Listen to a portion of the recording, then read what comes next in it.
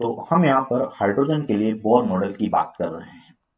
Hydrogen के परमाणु में नाभिक में एक प्रोटॉन उपस्थित होता है और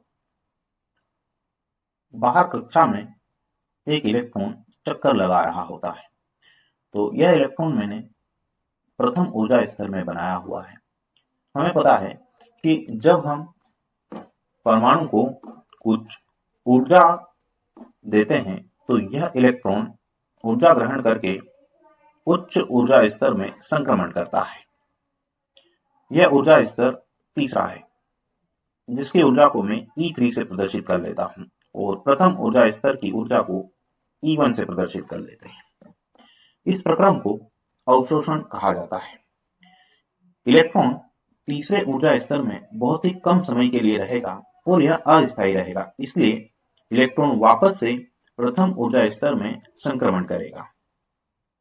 तो तीसरे ऊर्जा स्तर से जब इलेक्ट्रॉन प्रथम ऊर्जा स्तर के लिए संक्रमण करेगा, तब यहां से कुछ प्रकाश उत्सर्जित होगा। इस प्रक्रम को हम उत्सर्जन कहा करते हैं। उत्सर्जित प्रकाश या फोटोन की तरंगदैर्घ्य को हम लैम्डा मान लेते हैं। अब हमें यह समझना है कि उत्सर्जित फोटोन की तरंगदैर्घ्य और ऊर्जा स्तरों की ऊर्जाओं के मध्य में क्या संबंध होता है। तो उत्सर्जित फोटोन की ऊर्जा ऊर्जा स्तर के ऊर्जाओं के अंतर के बराबर होती है। तो फोटोन की ऊर्जा बराबर तीसरे ऊर्जा स्तर की ऊर्जा माइनस प्रथम ऊर्जा स्तर की ऊर्जा। फोटोन की ऊर्जा को हम h न्यू से प्रदर्शित कर सकते हैं। h न्यू बराबर h3 माइनस E1।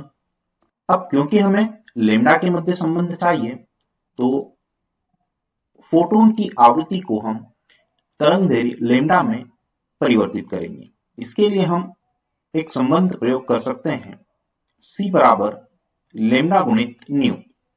यहां से न्यू बराबर C डिवाइडेड बाय लैम्डा आ जाए। इसको यहां पर पुट करने पर हमें मिलेगा hc अपॉन लैम्डा बराबर E3 माइनस E1। तो हमारे पास है hc डिवाइडेड बाय लैम्डा बराबर E3 माइनस E1। यहां हम E3 को EJ से प्रदर्शित कर लेते हैं और E1 को EI से। J से मैंने उच्च ऊर्जा स्तर और I से मैंने निम्न ऊर्जा स्तर को प्रदर्शित किया है। तो बोर मॉडल के अनुसार किसी भी ऊर्जा स्तर में ऊर्जा को हम प्रथम ऊर्जा स्तर की ऊर्जा डिवाइडेड बाय ऊर्जा स्तर के वर्ग के बराबर लिख सकते हैं। क्योंकि हमने ऊर्जा स्तर को I और J से प्रदर्शित किया है, तो उच्च ऊर्जा स्तर में ऊर्जा EJ बराबर हो जाएगा E1 बटे J का स्क्वायर, और इसी तरह से निम्न ऊर्जा स्तर में ऊर्जा मतलब EI बराबर E1 बटे I स्क्वायर। इन दोनों मान को यहाँ इस समीकरण में पुट करने पर हमें मिलेगा hc बटा लैम्डा बराबर E1 बटा J का स्क्वायर माइनस E1 बटे I का स्क्वायर। E1 को हम कॉमन निकाल लेंगे, तो E1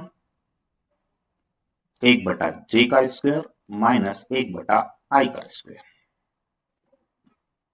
जैसा कि हमने पिछले वीडियो में सॉल्व किया हुआ है कि हाइड्रोजन के प्रथम ऊर्जा स्तर की जो ऊर्जा होती है उसका मान माइनस 2.17 गुणित 10 की घात माइनस 18 हुआ करता है। तो इसे पुट करने पर यह समीकरण हमें कुछ इस तरह से दिखाई देगा। चलिए hc को इस तरफ लेके आते हैं, तो 1 बटा लैम्डा बराबर माइनस 2.17 गुणित 10 की घात माइनस 18 डिवाइडेड बाय hc 1 बटा J का स्क्वायर माइनस 1 बटा I का स्क्वायर। ध्यान से देखें, h प्लांक स्थिरांक, c प्रकाश का वेग और यह पूरा जो एक नंबर है, यह सारी चीजें स्थिरांक है। तो इसे हम एक नए स्थिरांक से प्रदर्शित करते हैं, जिसे मैं R से यहां पर प्रदर्शित कर रहा हूं। 1 बटा लैम्डा बराबर minus are 1/j² minus 1/i का स्क्वायर। तो हमें समीकरण मिला है 1/λ बराबर minus are 1/j² minus 1/i का स्क्वायर। यह जो आर स्थिरांक है इसे रिडबर्ग स्थिरांक बोला जाता है। जे उच्च ऊर्जा स्तर है और आई निम्न ऊर्जा स्तर है। लेम्डा उत्सर्जित फोटोन की तरंग दैर्घ्य है। चलिए अब हम स्थिरांक आर का मान ज्ञात करने की कोशिश करते हैं। तो आर को हमने लिखा था 2.17 गुणित 10⁻⁻18 डिवाइडेड बाय h इंटू सी की जगह पर h मतलब प्लांक स्थिरांक जिसका मान होता है 6.626 गुणित 10⁻34 और c मतलब प्रकाश का वेग जिसका मान होता है 3 गुणित 10⁸। इसे हल करने पर प्राप्त होता है 1.097 गुणित 10⁷ 1/मीटर। यह था आर का मान।